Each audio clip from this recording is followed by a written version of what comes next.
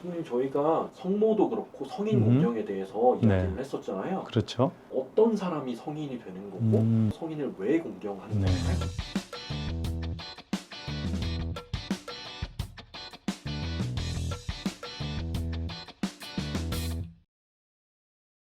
정말 좋은 질문입니다. 특히 이 질문은 우리 그리스도교의 역사, 그리고 그리스도교의 신학, 그리고 여전히 신앙생활을 하고 있는 모든 그리스도인들의 실제 신앙생활과도 연결이 되어 있기 때문에 그렇죠.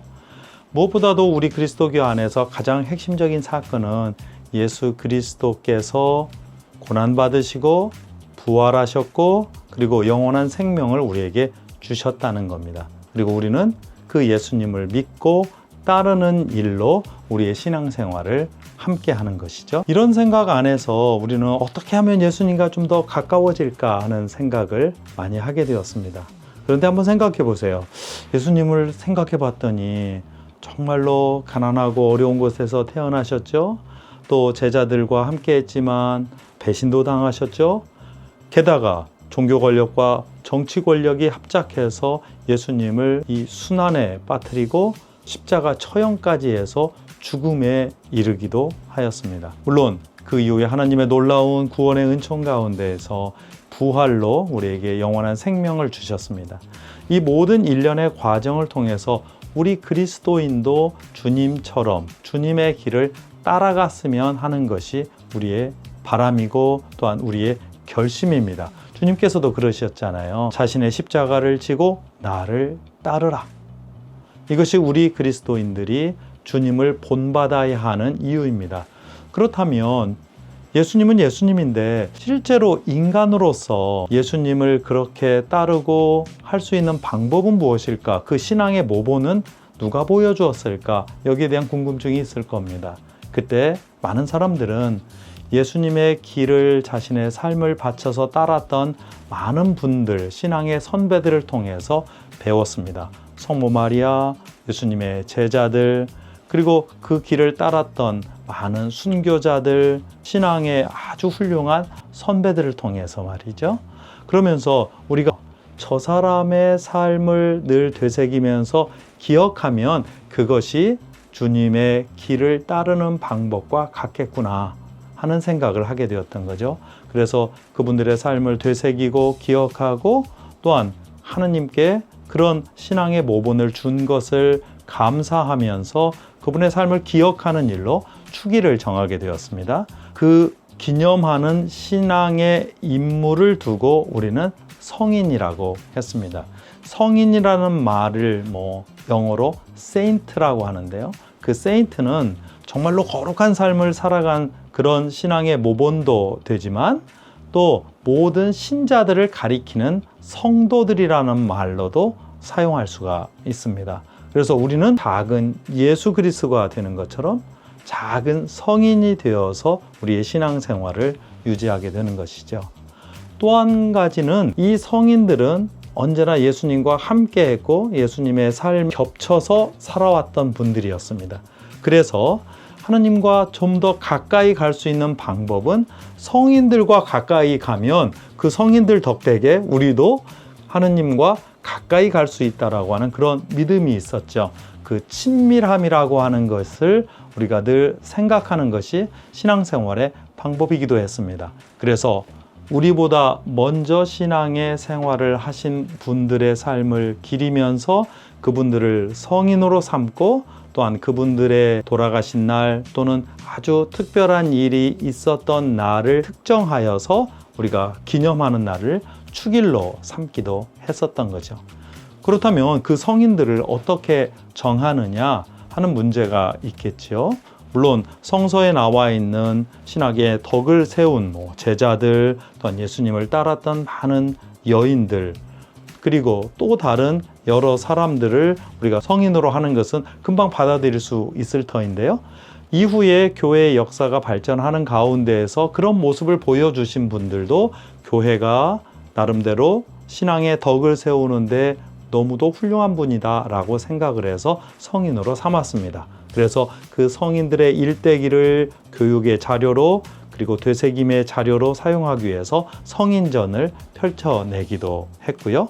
그렇게 해서 계속해서 전승하게 했다고도 볼 수 있습니다. 그러면 성인을 어떻게 결정하느냐? 그것은 교회가 결정합니다.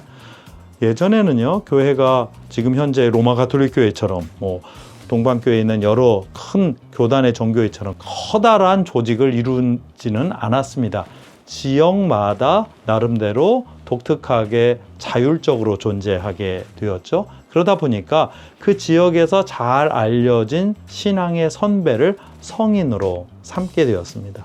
그런 탓에 이 성인들은 지역마다 그 지역에 기초한 교회마다 조금씩 다를 수가 있었습니다. 그러나 이후 로마 가톨릭 교회는 정말로 거대한 교회가 되었잖아요. 그리고 세계를 지배할 정도로 그렇게 큰 교단이 되었습니다. 그래서 거기에서 지정하는 성인들이 훨씬 더 많은 영향력을 미치게 되었고, 또 그런 이유 때문에 특별하게 성인을 선택하고 또 성인으로 지정하는 절차가 마련되었습니다. 그것을 시성 절차라고 하게 되었던 거죠. 로마 가톨릭 교회는 역사에서 발전된 그 시성 절차에 따라서 지금도 시성하고 성인을 정하게 되어 있습니다. 정교회도 마찬가지인데요. 그러나 초대교회가 했던 것처럼 그 지역 정교회의 전통에 따라서 함께 나누고, 그래서 지역 성인들이 돋보이는 경우가 많이 있습니다. 성공회 같은 경우에는요, 서방교회와 동방교회에서 공히 인정하는 성인들을 그 나라의 기도서에 따라서 받아들이고, 그 16세기 이후 시성의 절차에서 벗어나 있거나 없는 분들도 우리가 성인으로 추대를 하고 그분들을 기념합니다. 특별히 성공회 안에서는 그분들이 개신교 신자이건 또는 천주교 신자였던 관계없이 성인으로 지정하고 기념일을 지정하고 축일을 지정해서 지킵니다. 예를 들어서요, 오스카 로메로 대주교님, 로마 가톨릭 교회의 대주교님이십니다. 그분을 성공회 많은 교회 안에서는 그분의 축일을 마련해서 그분의 삶을 기립니다. 디트리 본헤퍼, 1945년에 히틀러 치하에서 처형당한 루터교 목사님이셨고 신학자였죠. 우리 성공회 안에서는 그분의 기념일도 함께 정해서 그분의 삶, 그분의 신학, 또 그분이 남긴 우리 신앙의 덕을 다시 한번 되새깁니다. 또 다른 예는 미국 침례교 목사였던 마틴 루터 킹 주니어 목사님이십니다. 그분은 1960년대 미국 시민인권운동, 특별히 아프리카계 미국인들에 대한 차별에 항의하고 그분들의 인권을 위해서 싸우셨던 분이죠. 이 모든 성인들의 축일, 그리고 성인들의 삶은 그들 자체에 집중하고 있는 것은 아닙니다. 그분들을 통해서 드러난 예수님의 놀라운 삶을 되새기는 것이죠. 예수님의 삶이 어떻게 그들에게 영향을 미쳤고 그들이 어떻게 살아갔고, 그러니 우리도 어떻게 살아갈 수 있으리라고 하는 것을 그 신앙인의 모범을 통해서 성인들의 삶을 통해서 다시 한번 배우고 다짐하게 되는 것이라고 볼 수 있습니다. 만약에 한 번 시성된 사람이 과거에 저지른 큰 잘못이 있다는 게 밝혀졌을 때 그 시성에 대해서 어떻게 받아들여야 할까요? 정말로 중요한 질문이고요. 대단히 크게 도전이 되는 질문이고, 현재 성공회를 비롯해서 많은 교단 교회에서도 문제가 되는 내용입니다. 그런데요, 이 부분에 대해서 적어도 성공회의 입장은 분명합니다. 그것이 명백한 잘못이었거나 또는 권력의 남용이었거나 했을 경우에는 거기에 대해서 어떤 관용이 없습니다. 분명한 어떤 절차에 따라서 축일에서 제외를 하거나 그분의 이름을 없애거나 하는 그런 일들이 종종 있습니다. 그리고 앞으로도 있을 수 있습니다. 그런데요, 여기에도 조금의 문제가 있을 수 있습니다. 잘못된 정보에 기반해서 애꿎게 그분이 고발당했다면 이 문제를 어떻게 다뤄야 할 것인가도 요즘은 새롭게 대두되고 있는 문제 가운데 하나입니다. 그런 점에서는 이런 문제에 대해서 사회의 정의의 문제 또는 인권의 문제, 이런 모든 문제, 특히 권력의 남용, 이런 것들을 면밀하게 조사해야 되는 것은 분명하고요. 그런 것이 분명하게 드러났을 때는 그 축일에서 없애는 것이 교회의 양심이라고, 그리고 바른 실천이라고 봅니다.